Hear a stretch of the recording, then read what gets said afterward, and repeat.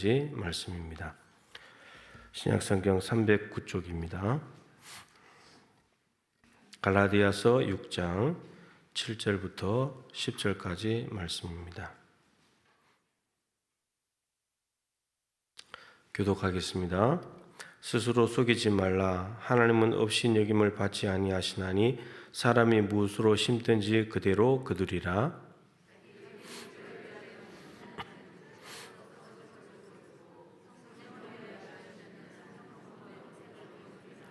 우리가 선을 행하되 낙심하지 말지니 포기하지 아니하면 때가 이름에 거두리라. 모든 이에게 착한 일을 하되 더욱 믿음의 가정들에게 알지니라. 아멘.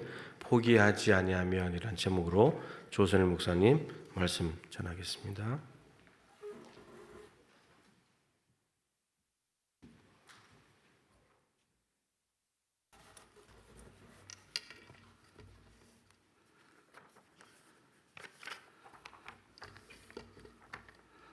네, 오늘 제목이 포기하지 아니하면인데 우리 옆에 계신 분과 인사 한번 나눌까요?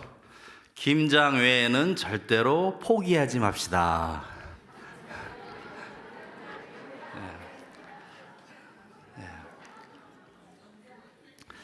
요즘에 힘들어서 김장을 잘 안 한다 그러더라고요. 네, 2023년에 이제 달력이 몇 장 남았습니까? 한 장 남았습니다. 새해를 시작하면서 새로운 각오와 다짐을 했던 것이 엊그제 같은데 벌써 12월이 되었습니다. 연말이 되면 어쩐지 아쉽고 또 한편으로 조급한 마음이 들기도 하는데요. 이런 아쉬움보다는 한 해 동안 은혜 주신 그 하나님을 향한 진실된 감사와 또 여러 가지 일들로 수고한 이 자신에 대한 격려와 응원으로, 그리고 나보다 주위를 더 돌아볼 수 있는 그러한 마음의 여유를 가지고 한 해를 잘 마무리할 수 있기를 간절히 소망합니다. 그런 의미에서 12월에는 이라는 이동백 시인의 시를 한 편 낭독해 드리고자 합니다. 제목이 12월에는입니다. 한 해를 정리하는 마지막 달입니다. 해마다 그랬던 것처럼 올해도 아름다운 마무리로 미련 같은 거 남기지 말았으면 좋겠습니다. 오고 간 우정과 사랑엔 고마움과 감사가 묻어나고 베풀고 나눌 수 있는 따뜻한 이야기로 함께 어울려 웃음꽃 피웠으면 좋겠습니다. 한 해 동안의 희로애락도, 더 잘해주지 못한 아쉬움도 훈훈한 온기로 눈을 녹이듯 오래 기억되는 여운만 남겨놓았으면 좋겠습니다.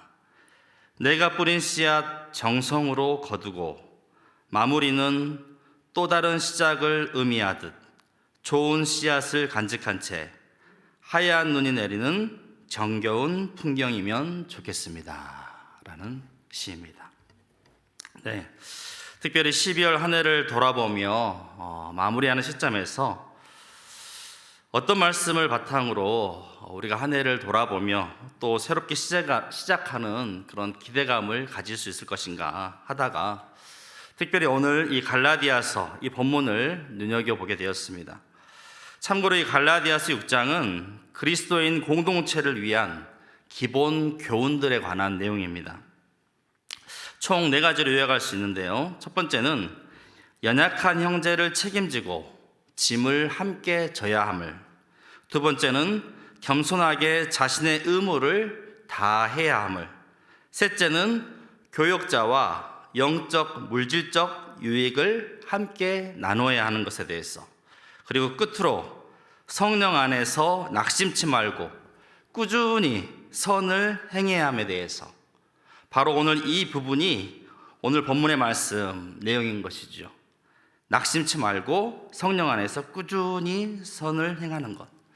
그래서 오늘 본문을 바탕으로 한 해를 마무리하면서 우리 스스로 생각해 봐야 할 3가지 사항에 대해서 이 시간 함께 나누며 우리 한 해를 마무리해 가면 좋겠다 싶습니다. 첫 번째는 나는 2023년 올 한 해를 한 해 동안 과연 무엇을 심었느냐 하는 것입니다. 내 삶의 자리에 무엇을 심었느냐? 육체를 위하여 심는 자이냐, 아니면 성령을 위하여 심는 자이냐 돌아보는 것이죠. 본문 7절과 8절 말씀을 표준 세번역으로 말씀드리면 이렇습니다. 자기를 속이지 마십시오. 하나님은 조롱을 받으실 분이 아니십니다. 사람은 무엇을 심든지 심은 대로 거둘 것입니다. 자기 육체의 욕망을 따라 심는 사람은 육체로부터 썩을 것을 거두고, 성령의 뜻을 따라 심는 사람은 성령으로부터 영생을 거둘 것입니다. 여러분, 심은 대로 거둔다라는 사실은 만고불변의 자연의 이치입니다. 여기서 우리는 세 가지 인과관계를 생각해 볼 수가 있는데요. 첫 번째는 무엇을 심었느냐. 예를 들어서 우리말에도 이런 말이 있지 않습니까? 비슷한 속담으로 콩 심은 데 콩 나고 팥 심은 데 팥 난다. 예. 콩을 심고서 팥을 나기를 기대해서는 안 된다는 것이죠. 그런 의미에서 무엇을 심었느냐. 두 번째는 얼마나 많이 심었느냐. 이 양에 대한 것인데요.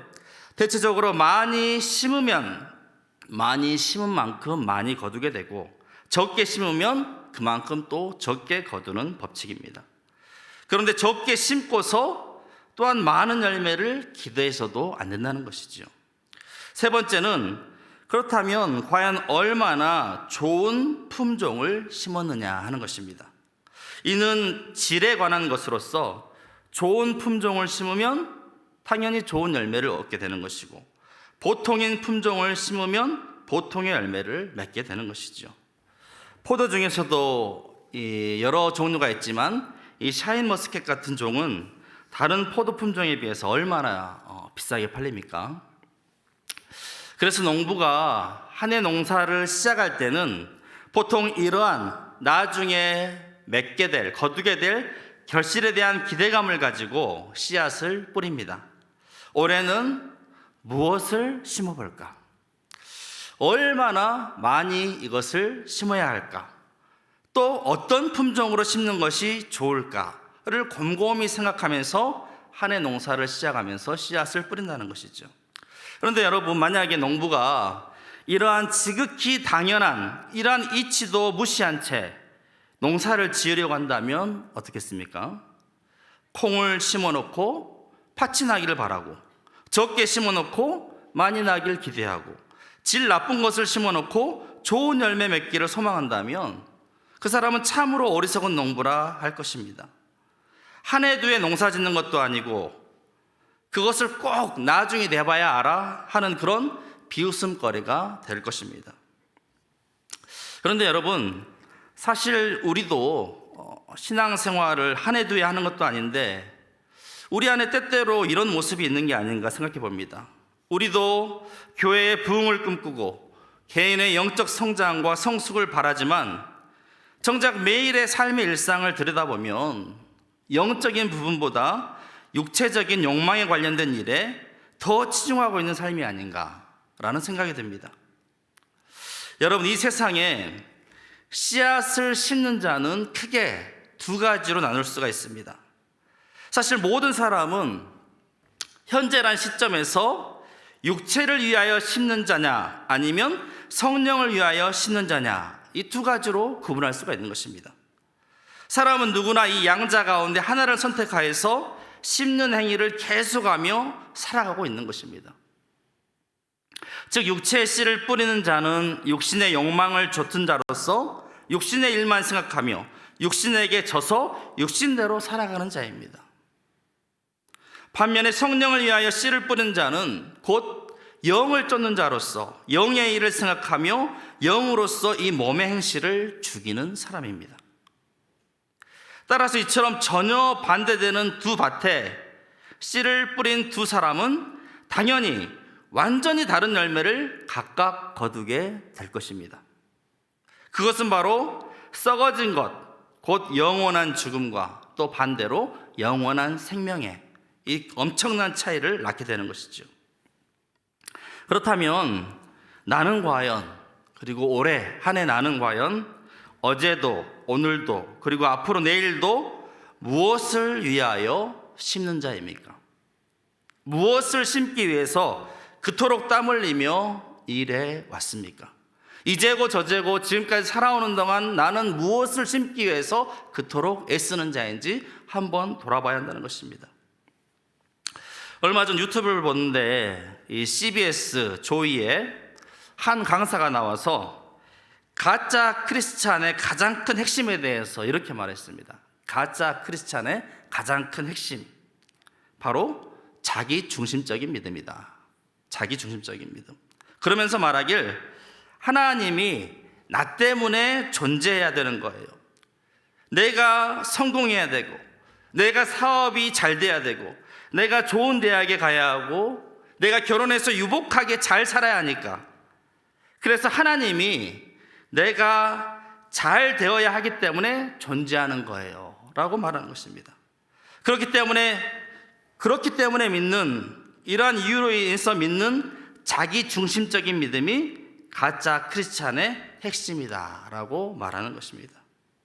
그런데 바로 그 모습이 바로 자기의 모습이다 라고 고백하는 그런 간증의 내용이었습니다. 한편으로 이런 모습이 어쩌면 육체를 위하여 심는 자가 아닌가 생각해 보게 됩니다. 물론 우리가 다 미숙아에서 처음 신앙생활할 때는 어린아이와 같은 믿음에서 그럴 수 있다고 하지만, 아무리 세월이 흘러도 계속해서 육체적 욕망에만 빠져 있다면, 육체적 필요에만 빠져 있다면, 육체적 삶의 모습으로만 행하간다고 한다면, 또 육체만을 위해 심는 자라고 한다면 결국 장래에 있어서 우리는 썩어질 것만 거둘 수밖에 없습니다. 그러기에 우리는 매일의 삶에 성령을 위하여 심는 자가 되기를, 그로 인하여서 영생의 열매를 거둔 자가 되기를 더욱 힘써야 하는 것입니다.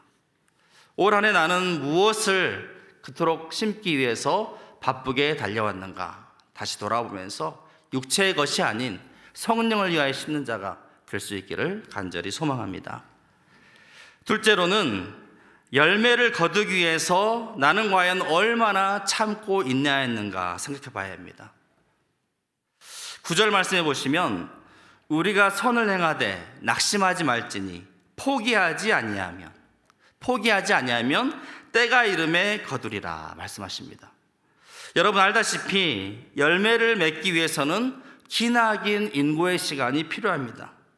씨앗이 땅에 떨어지면 싹이 나야 되고, 또 시간이 흘러 잎이 나야 되고, 또 아름다운 꽃이 피어야 되고, 또 그 아름다운 꽃이 비로소 져야 하고, 그 꽃이 진 자리에 비로소 열매가 맺히게 되는 것입니다.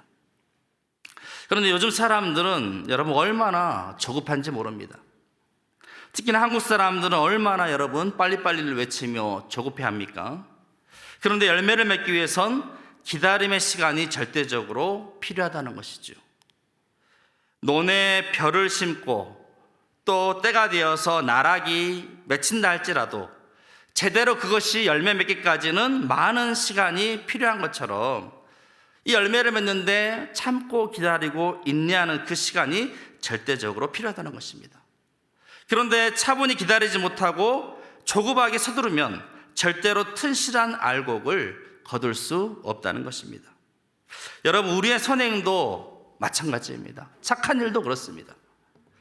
단번에 어떤 결과를 가져오리라 생각해서는 안 됩니다. 꾸준한 지속성이 요구됩니다. 끝까지 착한 일을 쭉 지속해야 합니다. 잠시 하다가 별다른 열매가 보이지 않는다고 포기해버리면 아무런 열매도 기대할 수가 없습니다. 조급한 마음을 벗어버리고 인내하는 마음이 필요합니다. 열매를 맺는 순간까지 참고 기다리며 꾸준히 선행을 하는 자세가 우리에게 필요한 것이요, 그럴 때 세상 가운데 정말 하나님의 영광을 나타내는 놀라운 역사를 이루게 되는 것입니다. 야고보서 5장 7절 말씀에도, 그러므로 형제들아 주께서 강림하시기까지 길이 참으라. 보라, 농부가 땅에서 나는 귀한 열매를 바라고 길이 참아 이른 비와 늦은 비를 기다리나니 너희도 길이 참고 마음을 굳건하게 하라.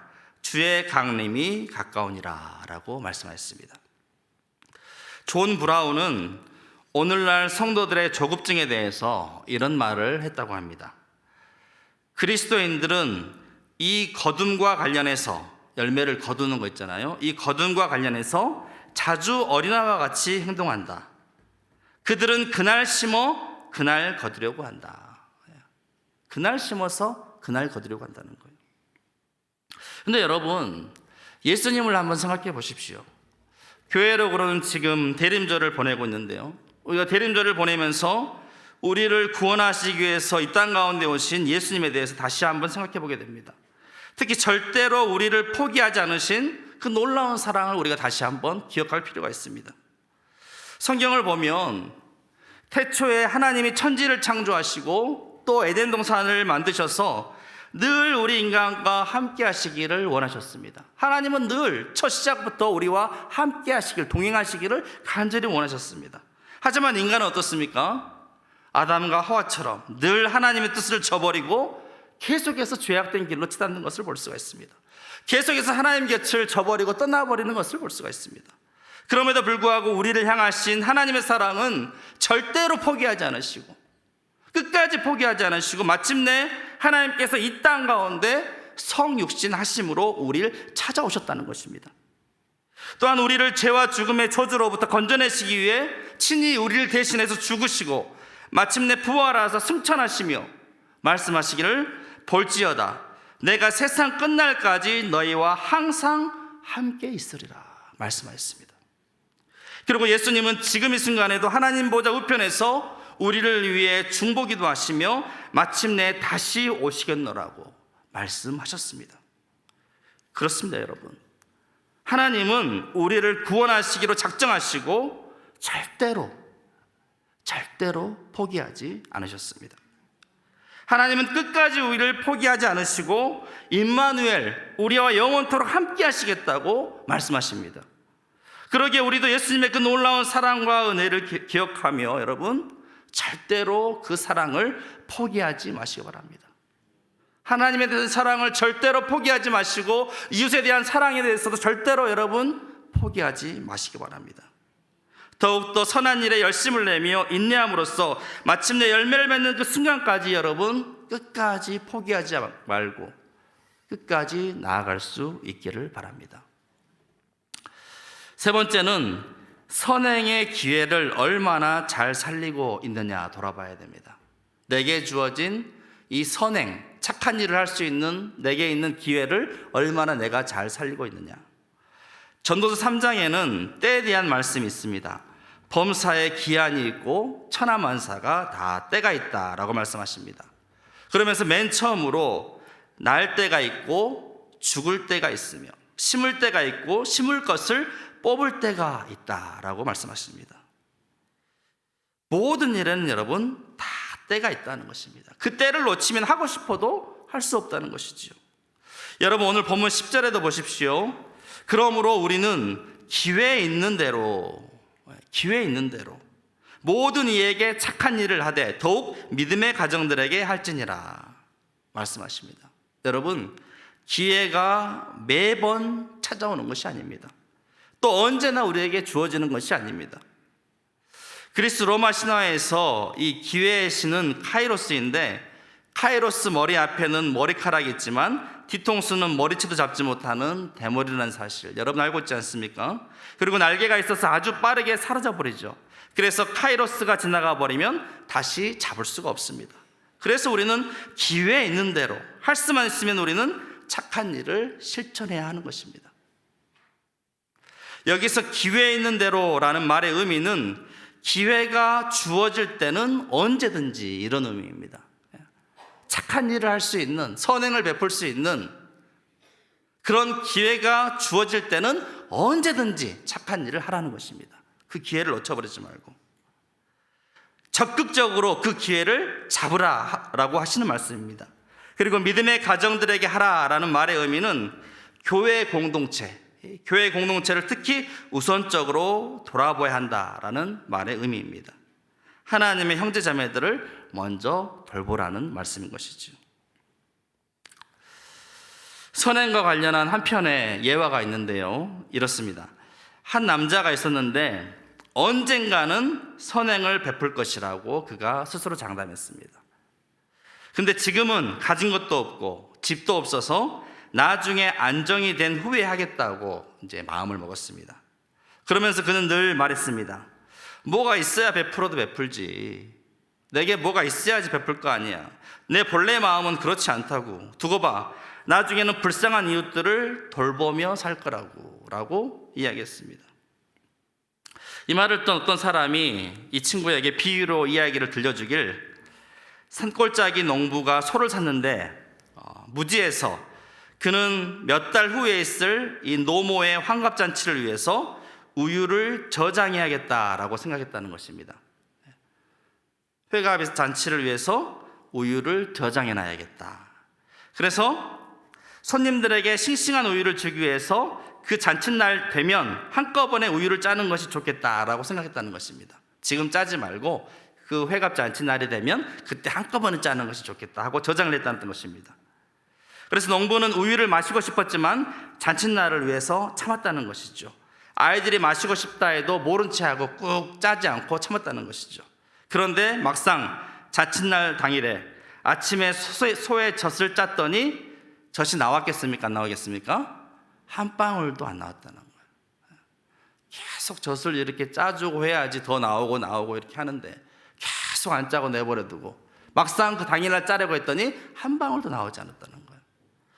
우리도 여러분 비슷하지 않습니까? 나중에 해야지. 나중에 착한 일, 좋은 일, 남을 돕는 일, 선행 나중에 해야지. 나부터 안정되고 나면, 나부터 갖춰지고 나면, 나부터 좀 뭐가 있고 나면 나중에 베풀어야지. 하지만 정작 나중에 가서 베풀려고 하면 아무것도 이루어지지 않는다는 것이죠. 그러기에 여러분, 우리에게 다가오는 선행의 기회를 우리는 잡아야 한다는 것입니다. 선행을 베풀 때가 되면 언제든지 선행을 베풀어야 한다는 것입니다. 여러분, 이 삭막한 세상에 한번 생각해 보십시오. 우리들 말고, 믿는 자들 말고 그 누가 적극적으로 선을 행할 사람들이 있겠습니까? 그 누가 자신을 희생하면서 빛과 소금처럼 살려고 다짐하는 사람들이 그 누가 있겠습니까? 다들 더 많이 가지려고, 더 성공하려고, 더 남의 것을 빼앗으려고 경쟁하며 치열하게 살아가고 있는 모습 아니겠습니까? 그러기에 여러분, 우리라도, 적어도 우리라도 예수 그리스도의 사랑을 가지고 그 사랑을 실천하는 선행으로 적극적으로 나가야 되고, 그를 통해서 이 세상 가운데 예수 그리스도의 사랑을 보여줄 수 있어야 한다는 것이죠. 문득 말씀을 준비하면서 이 우유 예화를 이렇게 보다 보니까 다니엘 기도의 3일차에 나온 호용한 목사님이 기억이 났습니다. 여러분 그때 기억나십니까? 호용한 목사님? 우유와 관련된 이야기인데, 독거노인을 위한 우유 배달 사역을 하셨던 분. 하도 이제 어르신들이 골다공증도 많이 걸리고 넘어지면 뼈도 부러지고, 또 그러다가 요즘엔 다 이제 개인 혼자 사시니까 아무도 모르게 고독사하는 일들이, 이런 비극이 많이 발생하다 보니까 그분들을 위해서 이제 우유 배달을 해야겠다 해가지고 우유 배달을 시작한 거예요. 그 돈도 없는 조그만 그 교회에서. 그래서 그 가난한 주민들과 어르신들을 위해서 20년째 우유 배달을 하면서 고독사를 예방하기 위해서 꾸준히 어른들의 안부를 묻고 또 꾸준한 선교와 봉사를 쭉 이어오고 있는 것이죠. 그리고 그 과정에서 계속 사업에 실패했던 청년 한 분이 개업 예배를 했는데 계속 실패하면 안 되니까 창세기 26장에 이삭에 관한 말씀을 전하면서 그 사람이 창대하고 왕성하여 마침내 거부가 되어 라는 말씀을 전하게 되었는데, 말씀대로 그 청년이 크게 성공하게 되었는데 그 사람이 바로 배달의 민족 김봉진 대표였다라는 사실입니다. 이웃을 돌보는 작은 행동과 관심으로 시작된 이 우유 배달이 지금은 여러 기업의 후원을 받고 여전히 전국에 홀로 사는 어르신 4,000명 이상에게 우유 배달과 안부를 묻는 선교로 활발하게 이루어지고 있다는 그런 간증이었습니다. 조그만 교회로서는 도저히 할 수 없는 사역들을 너무나 아름다운 모습으로, 너무나 정말 성실하게 잘 감당하는 그런 모습이었습니다. 말씀을 마무리하고자 합니다. 여러분, 12월은 2023년 한 해를 마무리하면서 지나온 11개월을 다시금 돌아보는 시간이 되었으면 좋겠습니다. 여러분, 연초에 계획은 하셨지만 여전히 심지 못한 그런 부분들이 있습니까? 혹은 인내의 부족함으로 말미암아 제대로 열매 맺지 못한 부분들이 있습니까? 또한 여러분에게 찾아오는 선행의 기회 앞에 스스로 눈을 감으신 적이 있습니까? 늦지 않았습니다. 오늘 말씀을 기억하면서 올 연말에는 나보다 어려운 이웃들을 돌아보며 그들에게 따뜻한 선행을 실천함으로 말미암아 예수 그리스도의 사랑을 전하는 우리 모두가 다 되시기를 간절히 소망합니다. 세상 끝날까지 여러분 절대로 이웃 사랑을 포기하지 않는, 사랑을 절대로 포기하지 않는 우리 모두가 되시기를 주님의 이름으로 축복합니다. 이 시간 우리 함께 찬양하며 기도할 때 이 찬양 함께 우리 찬양하며 기도했으면 좋겠습니다. 주께서 주신 동산에